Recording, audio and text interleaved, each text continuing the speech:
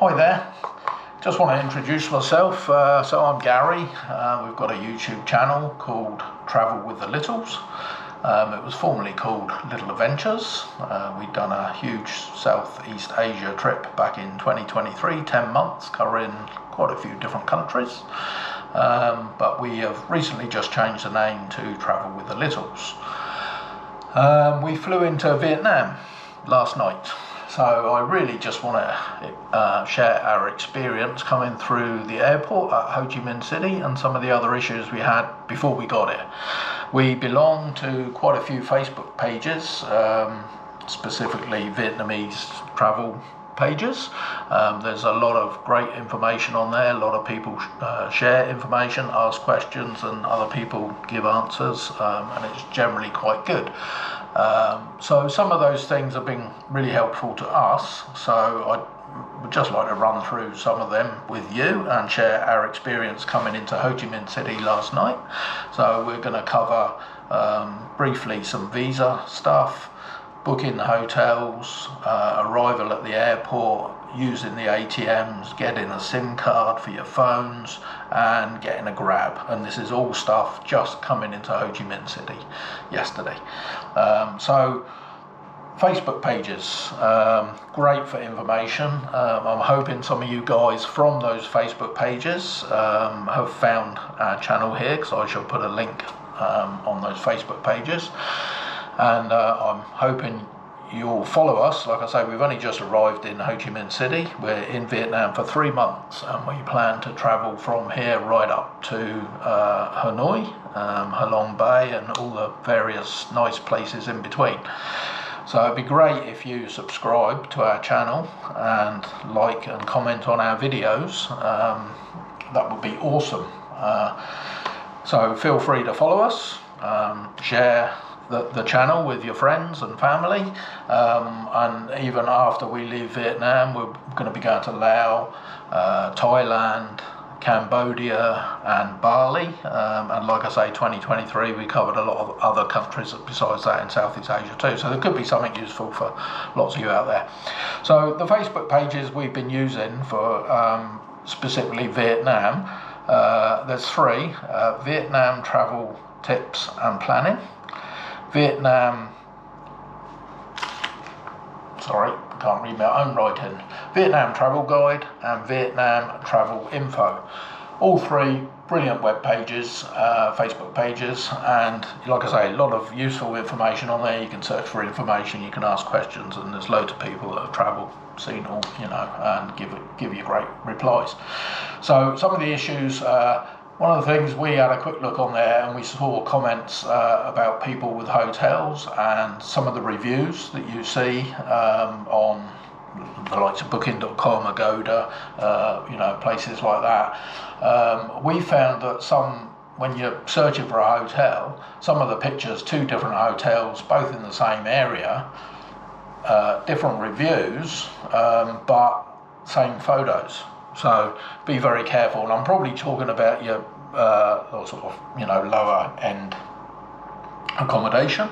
But saying that, I think some of the ones we were looking at were like 50 New Zealand dollars a night. That would probably be, I don't know, 35 US dollars a night. So you can get accommodation for 20 US dollars a night, and probably less.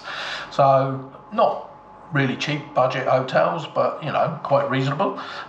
Me and my wife, we're in our 60s, so we're not looking at backpacking or anything like that, so we like a reasonable hotel.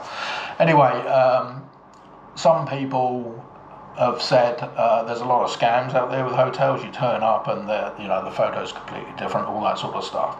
And they said that one of the best places to get recommendations for hotels is on via Google.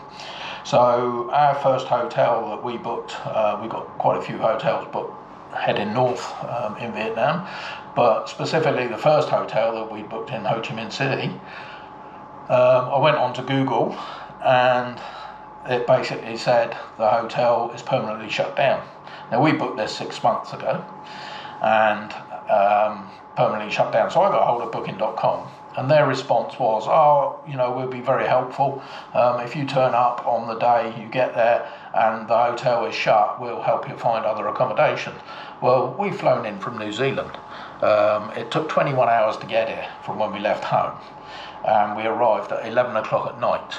And I'm sorry, Booking.com, but I don't want to be stood outside of a hotel at 11 o'clock at night after 21 hours of travelling, and then having to get a hold of you guys so you can help me find somewhere new.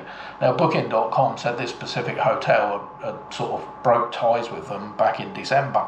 My question to Booking.com, why didn't you tell me as a customer that you'd severed your links with that specific hotel? Which they didn't do. They sent emails backwards and forwards to me after I chased them, saying that they would help me, but to be honest, nothing much was forthcoming. We booked a long time ago so as we could get a good price and a lot of choice. In the end, I just completely cancelled that accommodation, booked something a little bit better, probably just over the 50 New Zealand dollars mark. Bit more expensive, but it's really nice. It's almost like a little apartment, and everything was great. Turned up, check-in. It's a really nice place, right in the heart of District 1, so fantastic. So anyway, just be aware of the scams going on out there with hotels. The next issue we had was with visas.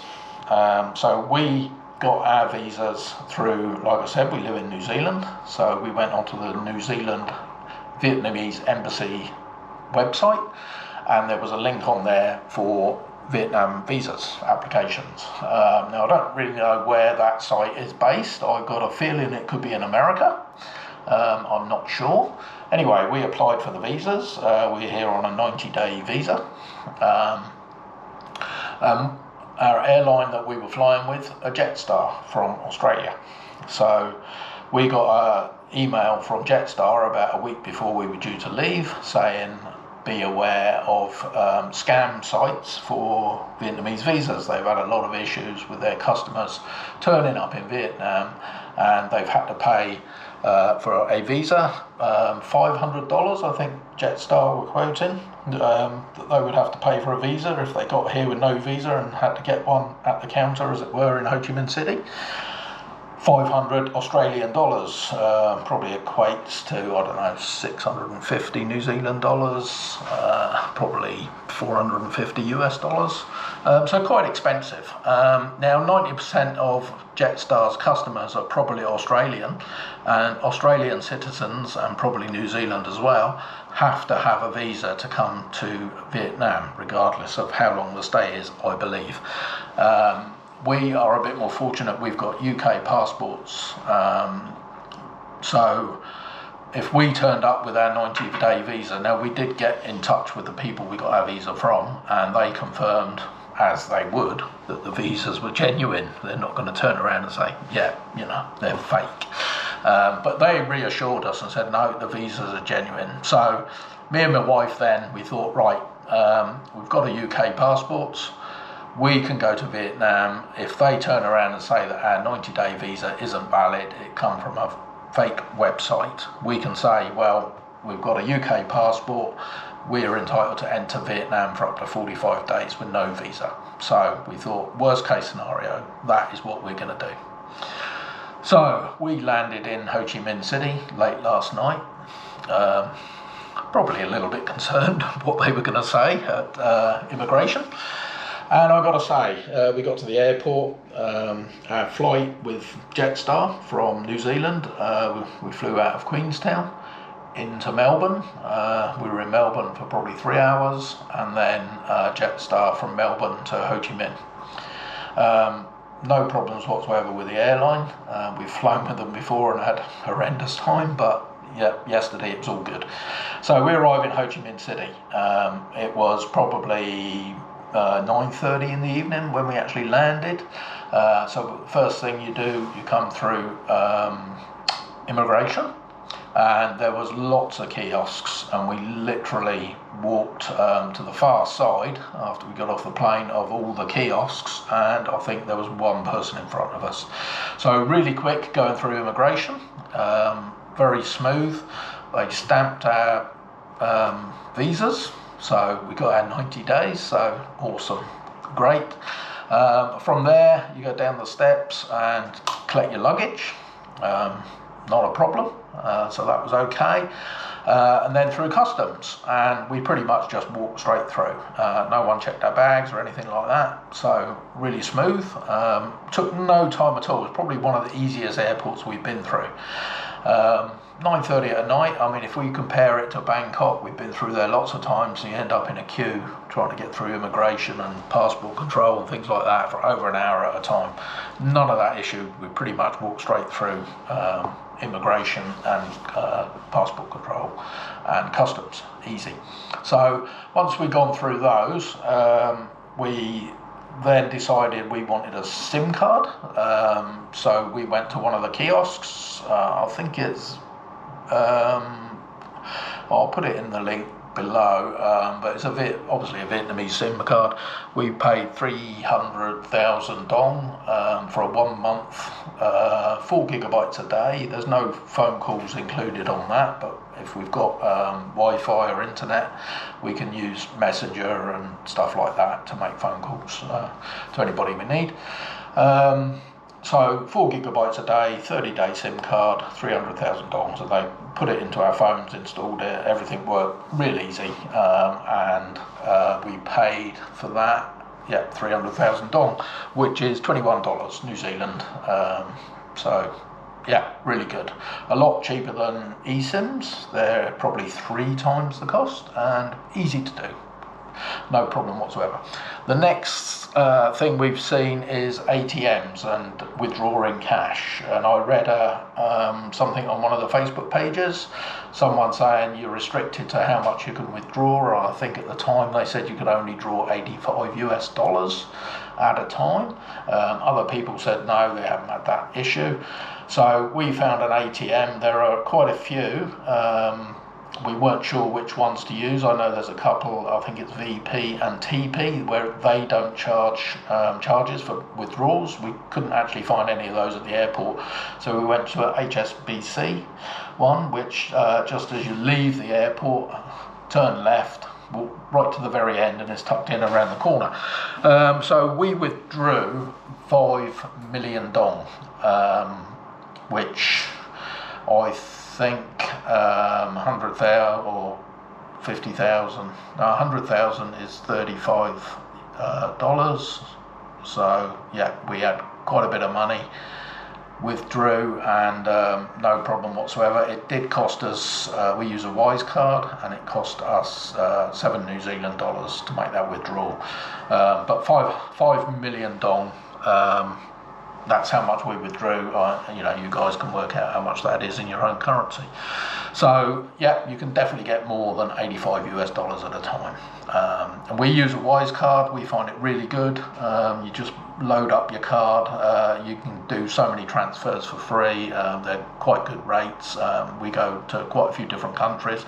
And I've got to be honest, even if you're just doing shopping with Amazon and people like that, I've bought things on Amazon before, and instead of paying in New Zealand dollars, I paid in US dollars, and on a $500 purchase, I've probably saved $70 just by paying with US dollars. So even if you're just going to be doing shopping online from other countries, it works out a lot cheaper to be able to pay in that country's currency rather than your own.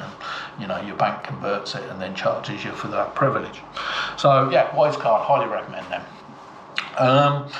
So that was that, and then the final thing I just want to touch base on is getting taxis from the airport.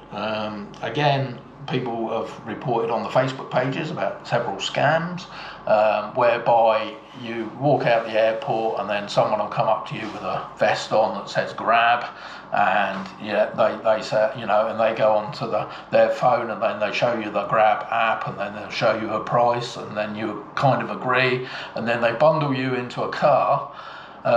you arrive at your destination and then the driver says, oh no, that price was just for one person, or then they charge you, if you've got two people in the car, they charge you double, and little things like that. So the advice that most people are giving is just, if you've got your SIM card now in the airport and installed it, and you've got your Wise card to pay, you don't even really need to go to the ATM, because if you've got the app, the Grab app downloaded, you pay for everything up front, and that's the beauty of it.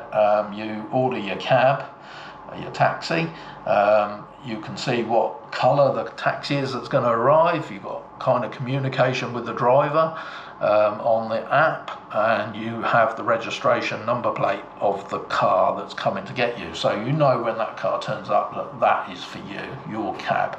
You also know before what the price is when you leave. So quite easy. When you come out of the airport, we done all that, ordered our cab. You come out of the airport and there's obviously the main pick up or drop off area as you leave, so you need to cross that road and go to the second road across, and that is where all the Grab cabs come and collect you. So I think we ordered the cab, turned up in 9 minutes, which is nothing. We just waited there, and then he pulled in, took us to District 1, and I think we probably paid about 12 New Zealand dollars to get here in the cab, so really good price. So there we go, guys. Hope I covered a few little things, basically for all those that haven't been to Vietnam before, and specifically Ho Chi Minh City. Hopefully that might, help you a little bit. If you are planning to come to Vietnam, once again, please subscribe, follow us. Like I say, we've just got here. We are going to be travelling quite a bit, and hopefully we'll have some great info and places to visit, and hopefully you'll be interested in some of those, and it might, give yourself some ideas. And like I say, feel free to share with your friends and family, and do that subscription. Helps us to hopefully grow our website, our channel. It's not massive. We haven't got a lot of people, but we'd just be great to be able to think that we can help some of you people and enjoy your trip when you get it. So thanks for watching, and see you soon. Bye.